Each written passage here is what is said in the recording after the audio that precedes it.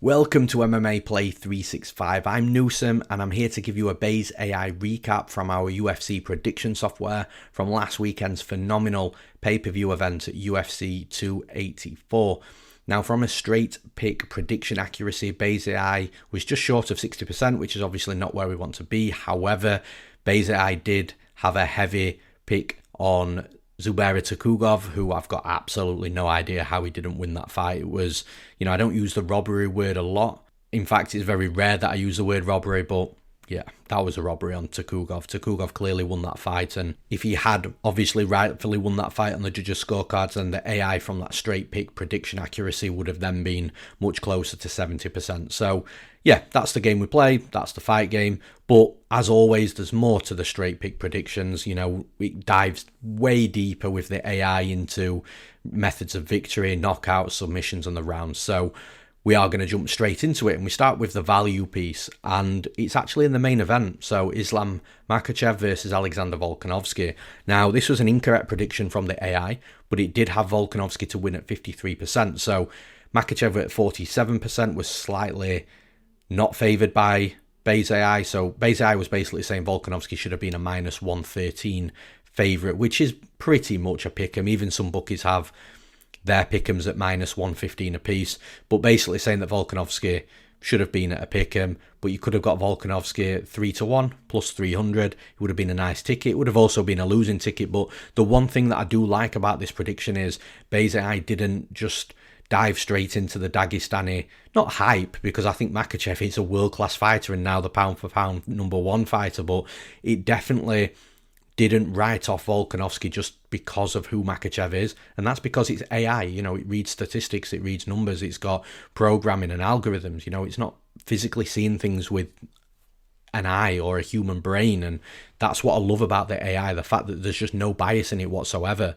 And although Volkanovski lost that fight, he could have easily won that fight, and then that 53% would have been absolutely phenomenal because it would have been a winning prediction. But the fact that this fight really could have gone either way and it was so close, Base AI just had the read absolutely perfect in my opinion. Otherwise, if it didn't and it was based on the betting lines, Makhachev would have been up at like 75-80% predicted to win this fight, but that just wasn't the case. Base AI knew it was going to be a close fight, it knew it was going to be back and forth, and although it favoured Volkanovski to win, obviously that wasn't the correct prediction. But with Base AI, sometimes on an incorrect prediction, it can provide accuracy as well, and the accuracy was from the betting line perspective. Base AI said that Makhachev shouldn't have been that big of a favourite. The fight played out that way, and Base AI, again, from that percentage, proved that that shouldn't have been the case as well. So all in all, I can't be too disappointed with how that prediction was and how the fight played out, because Base AI had it much closer than what the bookies did.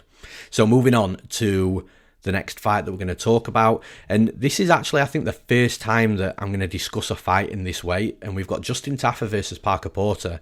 Now, Base AI had Tafa to win at 45.39%, so it was actually favouring Parker Porter, and a lot of the public agreed with that, and the AI was saying that Tafa should have been a plus 120 underdog. He wasn't. It was a very slight minus 120 to minus 125 favourite, so the prediction wasn't completely off compared to where the betting line was, but again, it was an incorrect prediction from Base AI because Tafa did win when Base AI favoured Parker Porter. However, what's interesting here is Tafa, even though he wasn't favoured to win the fight outright, his win conditions on the method of victory was actually higher than any of the method of victory percentages we saw from Parker Porter, which is the first time I can recall that this has happened with Base AI.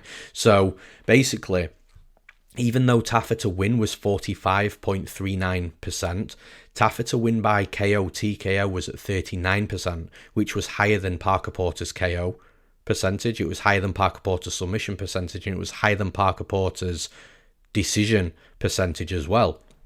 And you can actually get some value here. So although Base AI is saying that Tafa isn't favoured to win, his actual KO percentage was the most likely outcome of the fight. So at 39%, odds implied on that is plus 156. And if you bet Tafa to win by KO TKO, then you'd be getting a plus 170 to plus 175 betting ticket. So again, this just proves that you've got to dig into these numbers. There's more to it than just a straight pick prediction, and you'd have got value on that Tafa knockout at plus 156 odds implied at 39%. to the plus 170 to plus 175 betting ticket. But then digging further, you can go further. Tafa to win via knockout TKO in round 1 specifically, 31%. So there's only 8% difference between Tafa to win by knockout and knockout round 1. Now at 31%, the odds implied there are plus 223. So again, the betting line with the odds implied is growing slightly from the knockout overall. But you're actually getting a plus 350 to plus 390 betting ticket betting on Tafa to win by knockout in round 1. So again, there's just a ton of value there. And like I say, I've said it a couple of times already, it just really, when I was looking at the numbers, it really blew my mind that Tafa wasn't favoured to win, but his win condition was the biggest percentage out of all the other method of victory percentages for both fighters. And even if you wanted to circle back to Tafa to win inside the distance, Tafa to win inside the distance was 45.34%. Odds implied on that is plus 121. We go back to Tafa winning outright, it was 45.39% with odds implied at plus 120. So basically, if you were going to bet Tafa, you would just bet him to win inside the distance, because basically I was saying if he doesn't win inside the distance, he ain't going to win the fight. But at plus 121, you're actually getting value now inside the distance, because Tafa inside the distance was plus 150, plus 160. So there was actually no point betting Tafa's money line. Either go for inside the distance, go for knockout, or go for knockout round 1. And of course, that's how the fight played out. So although Bezai was wrong on what would be the money line pick on the straight pick prediction, he was actually correct on how the fight was going to play out, with Tafa getting that win by knockout. So yeah, crazy back and forth one there with value and no value, and a winning prediction and a losing prediction. But you know, it's there to be used, Bezai, and the numbers are there to be really dissected and look, you know, you can find some value sometimes when you just look that little bit deeper. So really happy with how that prediction played out. And now we've got a couple of solid winners from Bezai. So we've got Modestas Bukauskas versus Tyson Pedro. Bukauskas to win was at 51%. So a coin flip with a slight edge onto Bukauskas. Bezai was basically saying that Bukauskas should have been at minus 104, so it would have been around a pick'em, but you could have got Bukauskas at plus 200. That's where the betting line settled, but he actually opened up a plus 700 underdog, which is insane. I thought that was an incorrect line at first, like the bookies have made a mistake and then they correct it and void any bets that bet the plus 700. But as far as I'm aware, nobody had the betting, I didn't see or hear of anybody having the betting ticket voided at plus 700, which is just insane. But it was a solid win because Bukauskas did have a mixed first round, but after then it was a solid performance. And again, Tyson Pedro was a relatively sized favourite in the fight, and he was in his own country. And Bezai, again, there's no bias there with Bezai. There's just raw numbers and statistics and data, and you know, spitting out Bukauskas to win at 51%. When I looked at that, I nearly put this fight in surprised winners, because when I looked at Bukauskas, I thought, no, I don't agree with that percentage, with him being favoured at 51%. If Tyson Pedro was around 60%, I could have got that.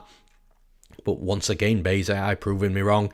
And yeah, a solid winner. So that's why I've dropped it in the solid winners section. The next solid winner was actually the Bezai dog of the week. It was Blake Bilder versus Shane Young. I bet Blake Bilder as well. I also agreed with this prediction from Bezai. I liked Bilder. I bet him at plus 130. And Bezai was saying that Bilder to win was at 59%, and he should have been a minus 144 favourite.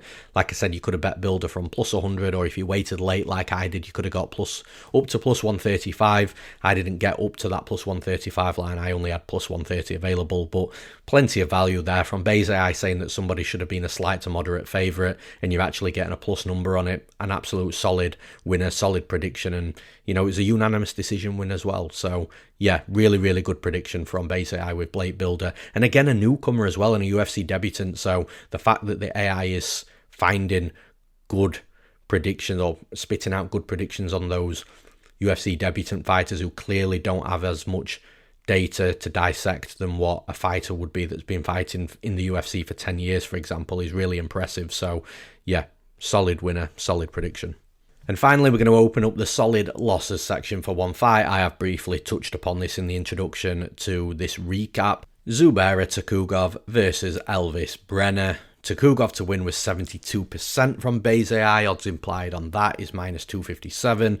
Tukhugov was anywhere from minus 550 to minus 650. So yeah, there's no value in, you know, what Bezai was spitting out at 72% compared to where the betting line was, but I do think that that's not a fault of Bayes AI. I think 72% is still quite a high number. And actually, when you watch the fight play back, Tukhugov does look more like a minus 257 favourite than he does a minus 550, minus 650 favourite. Even though, like I said, I think he was robbed. I think he should have definitely won that fight. He also definitely didn't look like he was at the line that the bookies had him. He looks like he was where Bayes AI had him. So I'm quite happy from that perspective, because it was competitive somewhat, to the point where, listen, you'd expect a minus 550, minus 650 favourite fighter to go out there and, you know, knock your opponent out in round one, submit him in round one, or end up with multiple 10-8 rounds and just completely dominating from start to finish. That wasn't quite the case with Tukhugov. So Bayes AI was definitely much closer to the percentage of how the fight played out, opposed to where the bookies were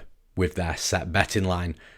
Elves Brenner on the flip side, him to win, 28%, odds implied there, plus 257. You could have got a plus 500 betting ticket on him, you know, shouldn't have cashed, but it did, and that's all that matters, the fact that it did. So even if you wanted some value here and you think, oh, Elves Brenner to win 28% is really low, like I said, at 28%, your odds implied are plus 257 and you're getting a plus 500 betting ticket. So like it or not, even though Bayes AI had an incorrect prediction, obviously it shouldn't have been incorrect, but it was, but you'd have still got value on that anyway. So yeah, crazy fight to talk about, but it's under the surprise losses because, like I've said a couple of times already, Tukhugov should have won that fight. It should have been another fight that added to the correct straight pick prediction accuracy overall number from the event. But even, like I said already, if you're flipping it on its head, then you'd have got value at Brenner even at 28% because of he was a plus 500 massive underdog that ended up cashing. So whichever way you want to look at that is absolutely fine, but ultimately surprise losses because Tukhugov should have won.